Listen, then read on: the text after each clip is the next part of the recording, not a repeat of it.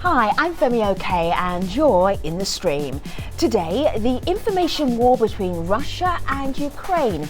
Who's winning on the propaganda front?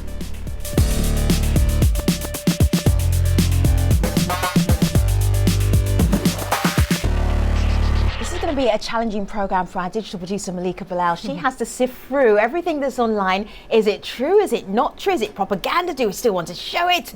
Good luck with that. Right. Are they a real person? Are they a troll? Are they a bot? This is going to be fun. But I want to show you one thing that was shared with the stream earlier. This is from Chris, and he writes, "The truth is Ukraine's weapon," and down below is a picture of a gun. And the truth is, you see outlets, media outlets, online outlets. One of them is also YouTube. So in today's show, we'll discuss whether those things necessarily equal the truth, and I believe the answer would be not always, but we want to know what you think. You can tweet us your questions and comments with hashtag AJStream.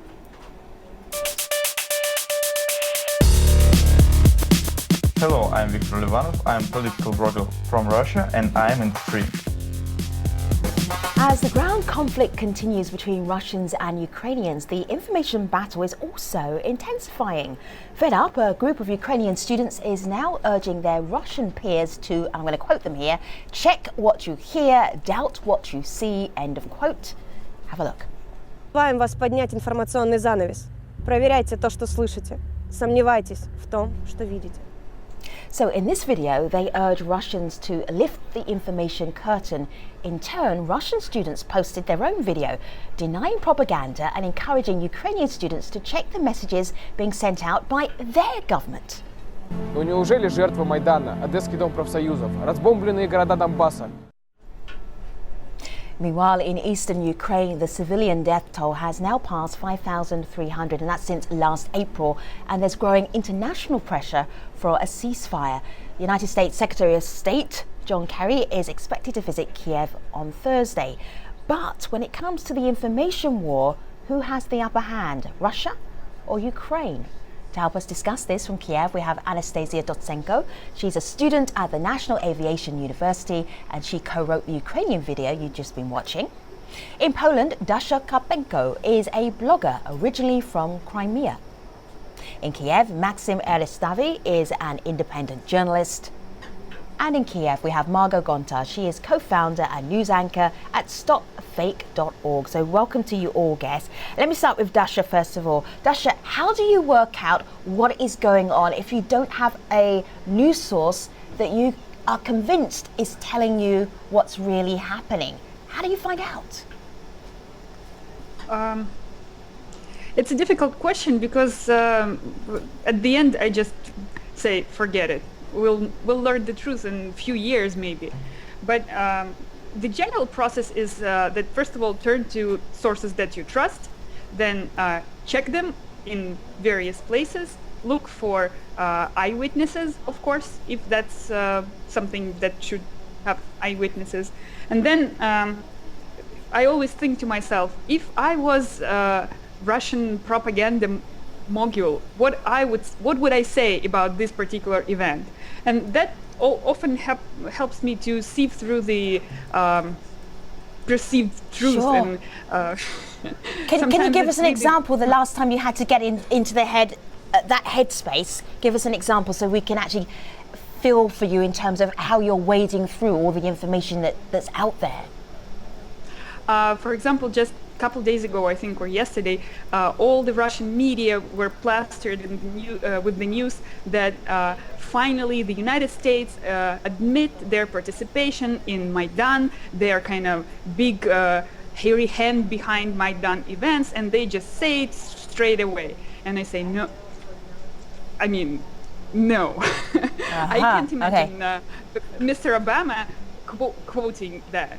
So this is when I try to look through Mr. Lavrov's eyes. And of course I go to the original and I see that it was misinterpreted and it was mistranslated into Russian, some small tweaks and partial lies. I see that. Dasha, as you're speaking, partial lie is worse than just Yeah. quickly finish. Lie is terrible, but it's obvious. But partial truth is even worse. And this is what Russia is doing a lot, and I kind of learned to see through that. So Dasha, as you've been speaking, Anastasia was leaning forward and smiling, a little gentle smile playing on your lips there, Anastasia. Why are you smiling as Dasha was speaking? Because once I was trying to watch some TV shows in Russian and channels, and I actually was quite surprised. So I think I totally agree with Dasha, and I think it's important to compare a lot of sources and to read a lot of information concerning certain actions which are happening. So yeah, it's a really difficult topic, and it should be comparable one with resources. Well, Marco, I want to share this tweet from you. This is from someone who answered a question we asked on what's more important, ground battles or media control. So Alkaline writes in, controlling the media indirectly means you are controlling the minds and emotions of people. And actually, I will direct that to you, Maxime, because you're a journalist. So other than your own news source, where do you get your news from? The issue of media wars between Russia and Ukraine, that's actually the issue, the most powerful in this whole conflict. That's actually the first time in my career I see so much pressure and so much discussion going around media messages rather than battle on the ground or real action, which says a lot about the importance of this issue. And sometimes even for people on the ground, inside the battlegrounds like in eastern Ukraine, they rather rely on media messages, for example, making up their minds about who's shelling them, right? So they're not searching for facts, they just rely on sources they trust. And for journalists, this is kind of a bit different issue. For an activist or a citizen, they're obviously subjects of media wars. But when a journalist becomes a subject of media war, not an object, and trying, for example, to get inside minds of Russian propaganda, or even consider Russian propaganda as an issue in their job, and not objectivity and being unbiased, that's the problem. And that's the problem that we see in Ukraine and in Russia equally, unfortunately, in recent months. Let me show you, Guess, a picture here. I'm sure you know this story, you spotted this one. This is Donetsk here on my laptop. And let me just scroll up and show you how it's been circulated in social media. And this is Donetsk on fire. And this is Photoshop. This actually is not what happened. This is not what Donetsk looks like. So Dasha, again, as you're trying to filter through all of this stuff, how does this even get out there into the social media framework and into news as well? You have to understand that I would like to start my. This is I have to clarify this to kind of make it last through the entire show. I don't know about many things that Russia does well. Maybe spaceships, but I'm not sure. But what Russia really is great at is actually propaganda. When I was blogging about Crimea events just a little less than a year ago, I faced an entire army of Kremlin bots. We just call them Kremlin bots. These are real people who have, I don't know how many accounts of each type of social media, and they I'm not sure what is the mechanism of finding particular posts, but they attack like a swarm of angry bees, and they post pictures and videos, and they just cover you with mass of information. And this is how fake pictures and fake videos and fake news actually gets into social media. It's introduced by specially appointed people who are paid by Russian government. And although that might sound like a piece of nasty propaganda on my side, but please believe me, it's true. And it sounds ridiculous, but it's not. And these people, they leave messages, and sometimes they start pushing, creating these Twitter waves or live journal waves when they push the posts to the top parts of the rating. And suddenly everyone knows that, oh, this is how Donetsk looks like right now. a few days ago, actually yesterday. Yeah, Maxim, go. You probably have more stories like that. If I can jump in, because it's really annoying issue. It's true, and I face it with on social media every day. But the interesting thing that in recent months, I think like 3 or 4 months, the activity of the same kind of activity, not even comparatively so large as from Russian side, is obvious from Ukrainian side, because I have a lot of comments and a lot of attacks from presumably pro-Ukrainian Twitter accounts. Well, when you go to those Twitter accounts, they also don't have any information about them. They don't have almost no followers, but they're really active in attacking all messages that. But Maxim, that's just Twitter. Yeah. Everybody's going, that's just Twitter. Everybody does that on Twitter. That's not an information war.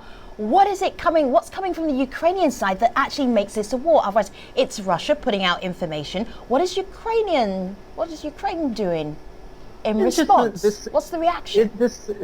The same symmetrical response when it comes, for example, for Eastern Ukraine, right? If for Russian side, it's obvious that all shellings and all war crimes are coming from Ukrainian side. So for the Ukrainian side, for those who are involved in media wars, is just the same non-negotiable notion that everything that is happening on the front line is coming just from Russian side, or people being killed just by Russians, civilians being attacked just by Russians. And if you're educated person, you don't have to have all facts on the table to know that in the war all wars are horrible and everything happens in the war. All right, it's just impossible. Maxim, take a breath for a moment, because the community want to join in with you as well. Well, you asked a question that actually a member of our community asked, and what about television stations in Ukraine? There's a video comment here. Anastasia, I'm going to play this for you, so I'd like you to have a listen to it and let me know what you think. Why is Ukrainian society silent about government lies, government information lie to their own people, Ukrainian people? Last year, you protested against Yanukovych lies, but now you're okay with Poroshenko lies. Why? So Anastasia, he says the Ukrainian people are silent about what he says are government lies. What do you say to that? Actually, I don't think so, because it's also obvious that our government are lying. But still, it's not so heavily. I mean, propaganda is not so heavily in Ukraine, to my mind. But still, we can slightly observe it. For example, in terms of militarism and patriotism in our country, there are a lot of lies. So I think also it's important to give a voice to the students, which can actually fight with it. So when you made this video, I'm just showing a still here of this video where you're saying, pay attention, Russian students. Everything that you're seeing may not be true. What was the reaction that you got back after you put that video out? Actually, there were a lot of comments from Russian side and a lot of threats, even in social networks. But still, we have this video forbidden in Vkontakte. It's an analog of Facebook in So it's banned in Russia. You can't, if I tried to play it on my Facebook in Russia, what would happen? I think in Facebook nothing, but in Vkontakte it will be just like forbidden. And I think this message was heard by the government. That's why they did this action. So already we are happy that we have first result of it. Okay, Margot is on the phone. Margot, go ahead. Yeah, I just want to add about the video itself and about the answer that was given by Russian students. The thing is that these Russian students who were filming the answer, they are the members of the network. This is pro-Putin organization. So obviously, I mean, this is the answer by Russians, but it is obviously has some context in it. And I want just to add a bit about the thing with government that was told about the Ukrainian government and the lies. The thing is that actually we are in a war right now, so there is some kind of problems of releasing all the information we have about all the things happening in the front line. I know that journalists, so we want to have this information, but there are some kind of, So it's so you're saying it's tactical for Ukraine not to tell everything that's happening because they don't want to give away their strategies, their tactics. Is that what you're saying? Yeah, and also with that, and just adding a bit about. May I add a bit about the answer Ukraine gives to Russians? I mean, in terms of this fake information, this obviously are the refutement which, for our organization Self-censorship does, and also a lot of Ukrainian media also give their best on that. And I think the very and the only one way actually to stand against all this propaganda thing is to do it not in the same way. I mean, just to show the real information and to show where the lies are, so people will eventually see it. Maxim, go ahead. I agree. Yeah, I agree on the last point of Margot about showing real facts and information, and when it comes to especially to war, and maybe it will be will have better effect on the public because in comparison to Russia, where we know there are absolutely no media freedoms and people are just being told the version of truth that the government wants them to hear. In Ukraine, it's still possible right now to tell the truth. The other issue, which is more important right now, and we kind of trying to go around it, that sometimes inside local journalistic circles, there's some kind of a self-censorship because of Russian propaganda. And I heard that this thing very often when, for example, journalists don't cover some stuff or refuse to cover it just because they think that Russian propaganda could pick it up and use it against Ukraine. So in this way, journalists becomes some kind of a citizen and active participant in the war and forgets about real journalistic. Maxim, are you doing this? Are you knowing facts and then not showing them because you're worried about what might happen to those facts when it gets to Russia? I don't do it. I don't do it, and I even if I would, I work for the foreign audience. So for them, they have they will definitely will see it and will feel it. But a lot of journalists doing that, and it's not something that is pushed by the government. It's just like self-censorship because for them this issue is too emotional and too close to all right. I would like to jump in and challenge the original commentary that Ukraine is silencing and why aren't we talking about lies of Poroshenko and whoever. I think this is it's not true in its core because I actually made a post about this just a few weeks ago, that this is a huge difference between Russian media and social media, including and Ukrainian media. In Russian media, there's only two points of view. You have to be, if you like Russia and you consider yourself patriotic, then you must support Putin and and all the actions by Putin. In Ukrainian media and in Ukrainian discourse, I would even say you can be patriotic and still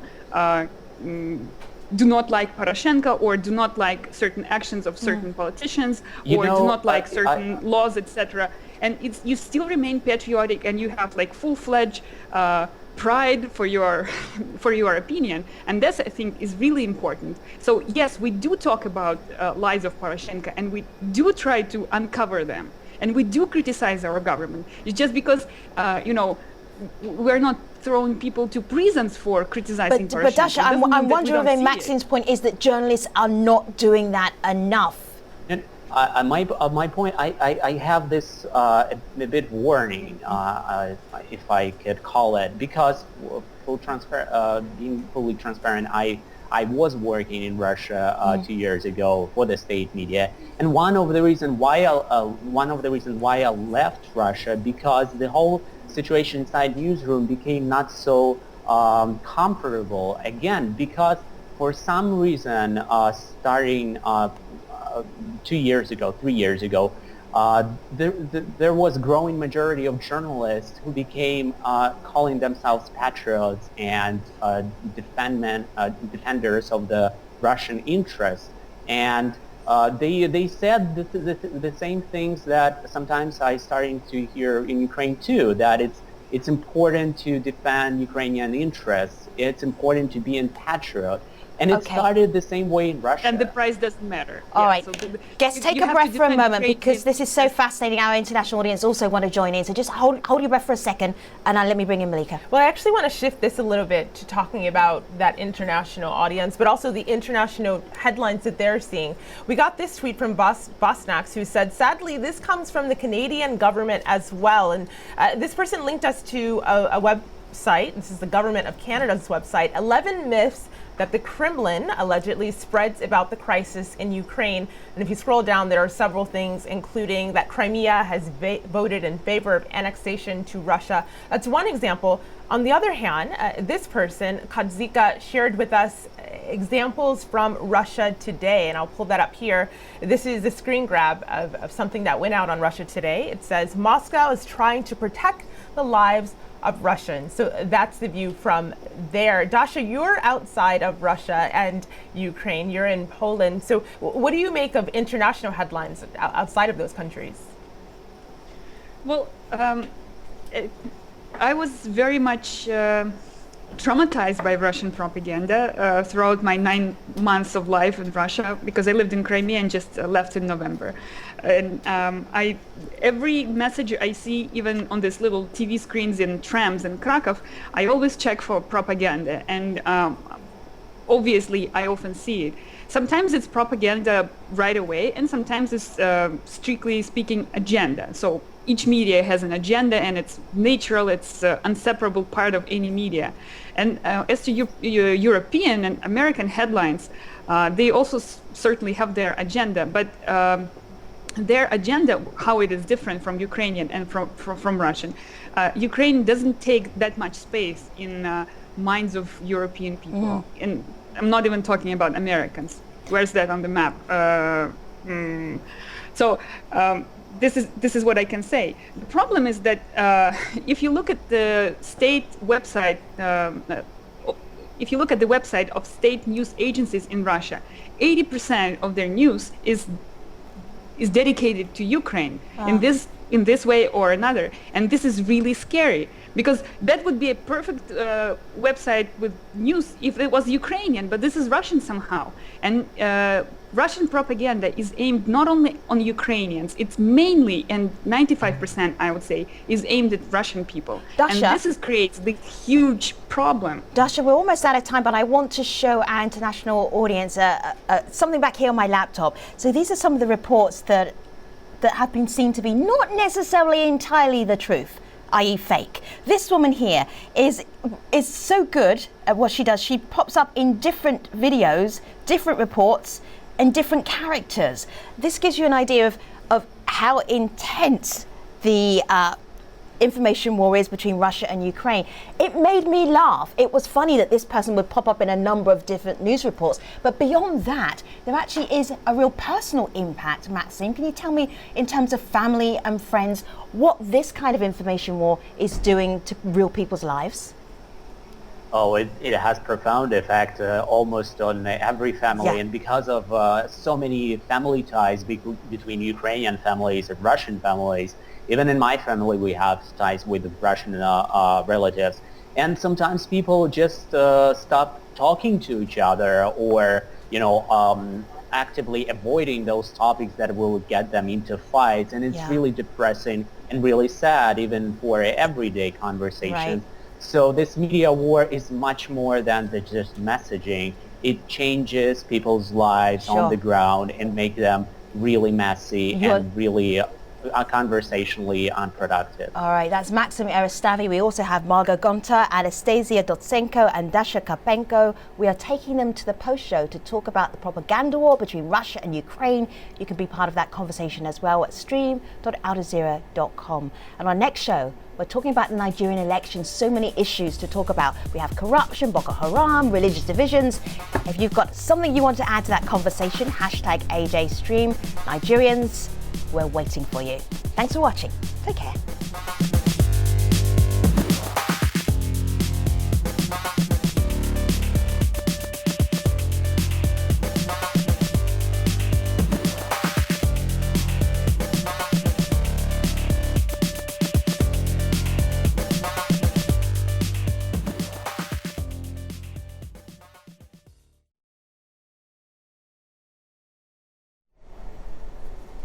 Hello again. We're discussing the information war in the Russia-Ukraine conflict. We're going to get right back to that conversation. I have so many examples of stories that aren't true. It's very weird for me as a journalist to be playing you fake stories. But Ukraine Today put together a top 5 of fibs, fabrications from Russian news stories. Let me play you number 4 here and then go to Margot. Is the tale of the slave incentive scheme used by the Ukrainian military. In early November, Russian state television quoted a man in eastern Ukraine who claimed that fighters in Ukraine's National Guard would receive a parcel of land and 2 slaves for their service. The man was identified by the channel as the head of the village of Stepanivka. But it turns out that the head of the village was actually someone else, and all the residents had fled the village after it was destroyed by Russian-backed insurgents in September. Margot, this is just incredibly bizarre. What are the tactics that are being used in order to put together these fake news stories? We've seen Photoshop, just out and outright fibs. What else are the tactics being used? What other tactics?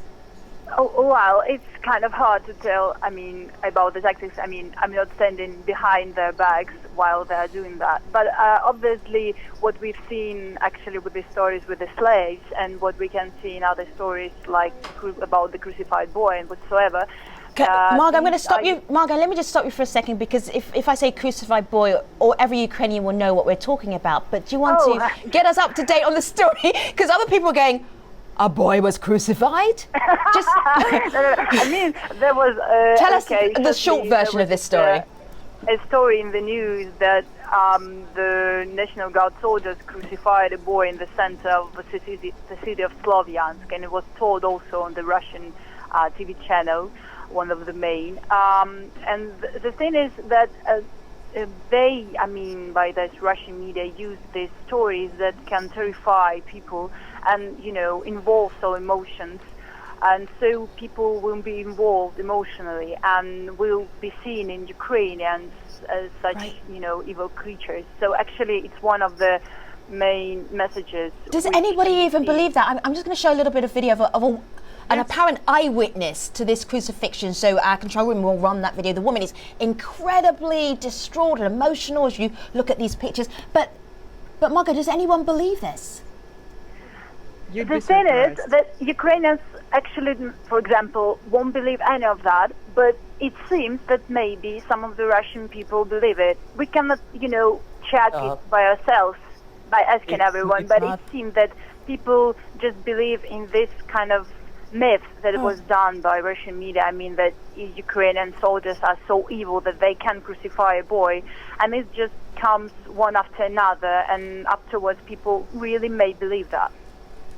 I'm sorry, I'm interrupting Margot, but yeah, sure. The thing is that it's not about believing in all those messages, and Russian propaganda is indeed very smartly crafted, and the whole purpose behind those messages and behind those massive informational attacks on Ukrainians or a foreign audience is not to make them believe, but to make them doubt. And for example, if you attacked constantly by all those ridiculous messages, you start doubting the whole notion of truth, what is true and what it's not, and whom to believe. And that's the main goal behind Russian propaganda, and it's very effective. Maxime, there's someone that agrees with you here. This is a video comment I'm going to play from someone who has a critical look at Russia's role in this. Have a listen. It is, of course, a war, and both sides spread misinformation, but only Russia also spreads lies in Russia to reinforce the conspiracy theory that the West is out there to get Russia, in Ukraine to prepare the ground for war, and in the rest of Europe to confuse the viewer by presenting a lot of versions of the reality. The Western press is inclined to treat Russian lies as legitimate second opinion. Thus, the propaganda may score short-term victories, but in the long term, the critical Western society and the free press will ultimately win. So that's a view from a Lithuanian journalist. On the other side, though, there's this tweet from Citizen of the EU, they call themselves, and they said, just turn on any Ukrainian TV station and propaganda and misinformation is all you will see. Most of them also have internet streams as well. So, Dasha, is anyone doing a good job telling this story? You mean in Ukrainian media? I don't watch TV, It's just too poisoning to my mind, and I usually watch recaps, and sometimes I trust people to pick up the most notorious examples of propaganda. You have to understand that most of propaganda is in Russia is done for Russians, not even for Ukrainians. Ukrainians, is, to my mind, is just a backslash. But Russians, they are made to believe with stories, big and small, with big lies and small tweaks. Ukrainians are being turned into enemies. And I don't believe this notion of brotherly nation or sisterly nation, but Ukrainians are becoming not humans anymore to Russians. Actually, data that, for example, I have and for a project that I help with in Ukraine, which is English news network. So data on traffic that we have is very surprising to see how many Russian content, how many Russian audience we have on content that they think of as a propaganda. And the same goes, I know stories, and I know stories from my friends in Russia who work for media, or not friends anymore, whatever, but they all say that their main driving force, the biggest driving force, or one of the biggest driving force behind their traffic, especially for state media, is also comes from Ukraine. So I think, again, people really don't, maybe they don't believe in all those messages. Russians don't believe Ukrainians, Ukrainians don't believe Russians. No, it's but they not both true, consume. They both consume in massive amounts of information of this propaganda between each other in ironic way, or just to check on the enemy, what he's saying about. So I think it's the issue. I would disagree, because I have now all my family, my parents, and many of my friends are left in Crimea, and Crimea is like a new Russia, and it's more Russia in a way than Russia itself. And what I see that is that people, and I'm talking about average, not social media users, are men and women of average age, 50 or 60. They do not question. They watch First Channel in Russia. They watch NTV. And when I question, how can you have to wash your eyes after that? It's just impossible. And they say, well, but look at those Ukrainian channels. They're even worse. We're at least watching something nicely done.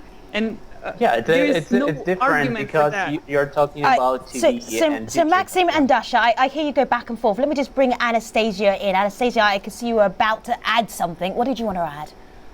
Yeah, as far as I know, also a lot of Ukrainian websites are blocked in Russia and also in Ukraine. So I don't think really that a lot of people want to know the truth, actually. They are okay with their opinion, and they like to watch their national TVs. That's why we have this conflict right now, informational war. And it's precisely this information war that is fueling the situation in the Donetsk and Lugansk regions. Why do you think people don't want to know the truth, Anastasia? I think because informational war is good right now, actually, in Russia, I would say so. They're working really well done, and still a lot of people in Russia, they want Putin to be their president. Unfortunately, I see it like this. Malika. Anastasia, a lot of this online conversation started with the video that you were a part of and that you did. And so we got a video comment from someone who's in Donetsk in eastern Ukraine, and she has a message for you, a question really. Her name is Leila. I'd like you to have a listen to this, and then let me know what you would tell Leila if she's watching. Hi guys, I just really want to ask you, why do you appeal to Russian students about the war, which Russia isn't even a part of, which are stated by your Ukrainian high military official Muzhenko that there is no regular army of Russia in Ukraine? Why do you appeal to the students when your own soldiers, your Ukrainian soldiers, are dying here for what? Anastasia, what would your response to Leila be? Actually, we made this video to give a voice for information war, and it was message not a governmental project but produced entirely by students, and it reflects our feelings and the strengths and the future of the country. And maybe some people will say that we are naive and that it will not change anything, but we are believers who gave a voice to the topic of many Ukrainian lives, and we are tired of the way Russian media portrays us as victimizing Russian speakers in Ukraine. And we are trying to challenge misconceptions which are further putting their countries against each other. And at least universe rewards actions, not thoughts. So we are on the way of our actions. Let me show you a picture here on my laptop. This is apparently a battle scene from Donetsk, but according to stopfake.org, it actually is a city south of Quebec City in Canada. Okay, now this is thanks to Margot's team here that you actually unearthed this. Margot, what is it that you do? If you had to describe or unpack what it is that you do and how you do it, can you share that with us in the closing moments of this show? Well, you mean in general or with this concrete picture? In general. So we work out how do you work out it's Photoshop or this? Well, this is south of Quebec City in Canada, not even on the same continent. Well, there are some programs which help to recognize if it's Photoshop or not, and there are like Google search and others to find out if this picture was already posted. But in general, it's just it's actually hard to find the original, in any way, original information and whatsoever. And the problem with the Russian media at the moment and other media, that actually it's not just something fake. There are fake and not fake information in one, and you now need to distinguish and you need to work on it. And the problem is with actually what was told before it, that all this creates a new context in which it's hard to understand where is truth and where it's not at some point when you're going months and months afterwards. And when you see all these Russian channels doing it with, in good quality and with all these emotions involved, and after watching it for 30 minutes, for example, it's kind of hard to not to believe it, emotionally, not to believe in this another reality. So the thing is, what our team tries to, and what we actually ask people to do, is just to every time check what you see, and as other members of the discussion told, like not to believe any of the headlines you see, and try to check it every just second. Yeah, this conversation that we've had is very unbalanced. So there are a lot of examples of Russian fake news, not very many examples of what Ukraine is doing. Does this mean that Russia is out and out winning this information war and Ukraine is just playing very poor defense? Well, actually, if you will read any Russian anything, or will speak with any Russian, Vatnik, he will tell you that Ukraine has propaganda. So in these terms, we are winning. But actually, no one told me any propaganda about Ukraine. Very little. It was like, well, we don't want to tell anything. We don't want to say this too much. It was like, that's it. That's the best you've got. Well, actually, I think that Ukraine wasn't really prepared. I've got crucified boy, I've got slavery here, I've got fake photos that are in Canada. I would call it, i.e., you are losing, but let me let me be objective and throw over to Maxime and you're our guest. So Maxime, who's winning this information war? I don't want to, it's just out of my necessity of being a journalist and, balanced view, because we talk so much about Russian propaganda. I don't want to, we don't have to do a middle thing. We just want to know what's the truth. Who's winning this war as far as you're concerned? Yes, and Russia is definitely winning this war because they have more resources and because they are more keenly at crafting good messages. And unfortunately, in my opinion, Ukraine is also trying to catch up. For example, but again, we talked about self-censorship, and the fear of exposing something that could be used against you. But also by not reporting on some stories. Sure, Maxim, were you tying up all the threads of our conversation? I'm going to complete that tying up because we are out of time. Maxim, thank you very much for being part of this program. Margot, Anastasia, and Dasha, and our online community. Keep watching, keep seeing online, and see if you can do what Dasha and Anastasia were saying, is working out the truth from the fiction. All right. Moving on to our next show, we're going to be talking about the Nigerian elections on the next AJ stream. Some of the big issues: corruption, Boko Haram, religious divisions, and the elections are just around the corner. We will dig into those issues on the next AJ stream. See you soon. Thanks for watching.